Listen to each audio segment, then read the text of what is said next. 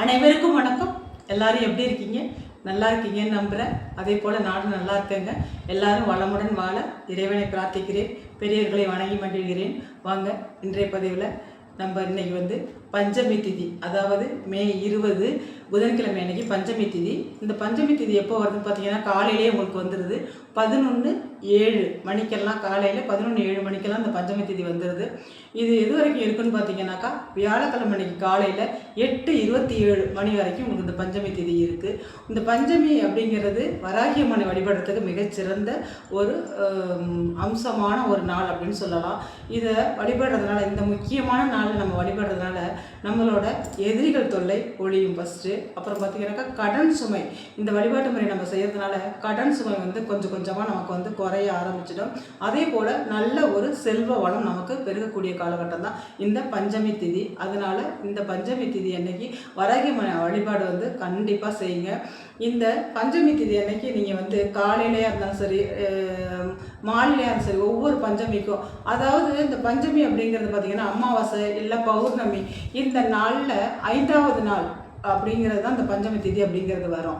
அமாவாசை கழிச்சு 5வது நாள், அதே போல் பௌர்ணமி கழிச்சு 5வது நாள் வர்றது தான் இந்த பஞ்சமி திதி அப்படிங்கிறது. வராகி அம்மன் வழிபாடு செய்கிறது மிகச்சிறந்த நல்ல ஒரு பலன்கள் நமக்கு தரும். அன்றைக்கு நம்ம நெய் தீபம் வீட்டில் இருந்தாலும் சரி, ஆலயத்துக்கு சென்றாலும் சரி, நெய் தீபம் போட்டு வழிபாடு செய்கிறது நமக்கு மேலும் மேலும் செல்வ வளத்தை கொடுக்கும். இல்லைங்க நான் நல்லெண்ணெய் தீபம் தான் போட முடியும், போடலாமான்னா கண்டிப்பாக போட்டு உங்களோட வழிபாட்டு முறையை செஞ்சுட்டு வரலாங்க. வீட்டில் நீங்கள் 6 மணிக்கு மேலே நீங்கள் நெய் தீபம் ஏற்றி வழிபாடு செய்யுங்க வராகி அம்மனுக்கு. அன்றைய பொழுதில், இன்றைக்கின்னு இல்லைங்க, ஒவ்வொரு பஞ்சமிக்குமே நான் சொல்கிறேன், கருப்பு உளுந்து வடை செஞ்சு நம்ம நெய்வேத்தியம் பண்ணுறது எதிரிகள் தொல்லை விலகும், நமக்கு தீய சக்திகள் விலகுங்க, நல்ல ஒரு செல்வ செழிப்பு ஏற்படும். அதே போல் தயிர் சாதம் செஞ்சு வச்சு நம்ம வழிபாடு செய்யலாங்க. வராகி அம்மனுக்கு அன்றைக்கி தயிர் சாதம் செஞ்சு நம்ம வழிபாடு செய்கிறது நல்ல ஒரு பலன்களை நமக்கு கொடுக்கும். அதனால் அன்றைக்கி தயிர் சாதம் செஞ்சு முடிஞ்சவங்க வழிபாடு செய்யுங்க.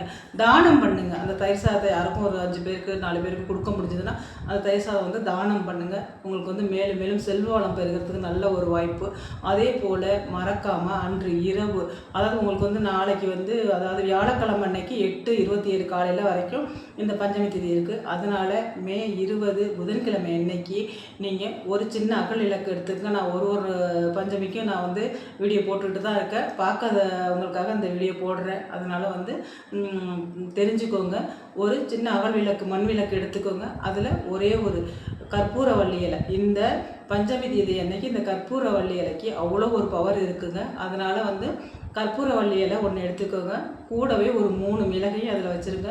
ஒரு சின்ன பச்சை கற்பூரம் அதில் வச்சு நீங்கள் அதை ஏற்றி விட்டுருங்க. ஏற்றி விட்டுட்டு உங்களோட வீடு முழுக்க ஒரு இடம் விடாமல் நீங்கள் காமிச்சிட்டு வந்துடுங்க.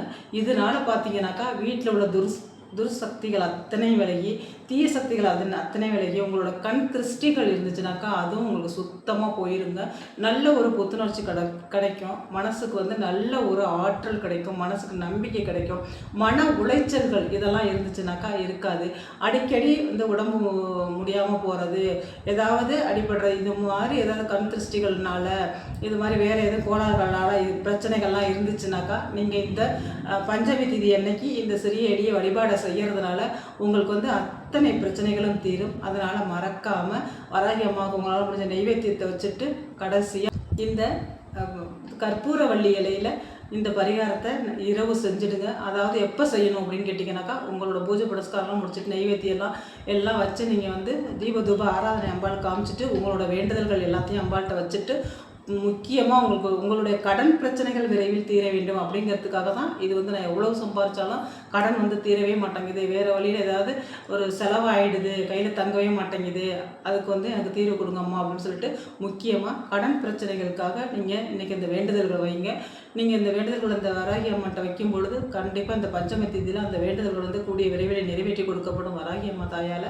அதனால் மறக்காமல் அந்த வழிபாட்டை செஞ்சுட்டு அதுக்கு பிறகு நீங்கள் இந்த சூடத்தை வச்சு நான் ஏற்ற சொன்னது, அதாவது அகலில் கற்பூரவள்ளி இலை வச்சு அதில் கொஞ்சம் பச்சை கற்பூரம் 3 மிளகு வச்சு அதை ஏற்றி வீடு முழுக்க காமிச்சிட்டு நீங்கள் அப்படியே அந்த அகல் விளக்கை எடுத்துகிட்டு போய் வெளியில் வாசலில் வச்சுருங்க.